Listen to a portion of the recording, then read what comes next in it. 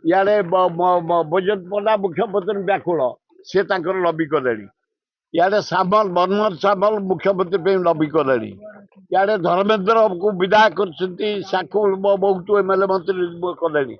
ବିଚରା ନିୟମ କିଏ କୋଉଠା କଥା କାହାକୁ ନେଇକି ଓଡ଼ିଶାର ଯିଏ ଜାଣେ ମର୍ଯ୍ୟାଦା, ଓଡ଼ିଶାର ପୁରପଲ୍ଲୀଠୁ ସହର ପର୍ଯ୍ୟନ୍ତ ଯିଏ ଜାଣେ ଭଲ ମନ୍ଦ ବିଷୟ, ତା ଭିତରେ ଜଣେ ମୁଖ୍ୟମନ୍ତ୍ରୀ ଉଚିତ ମୁଁ କହିପାରିବିନି।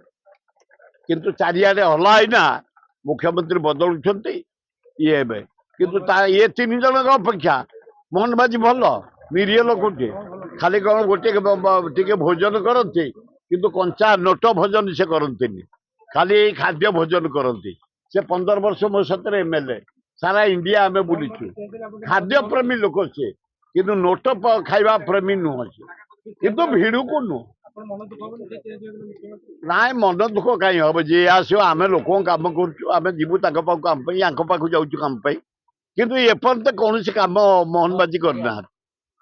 ନବୀନ ପଟ୍ଟନାୟକ କରିଥିଲେ, ଜାନକୀ ପଟ୍ଟନାୟକ କରିଥିଲେ, କିନ୍ତୁ ମୋହନ ମାଝୀ ପାଖକୁ ଗଲାଣି 4-5ଟା ଲୋକଙ୍କ କାମ ଏପର୍ଯ୍ୟନ୍ତ ଗୋଟାଏ ହେଇନି।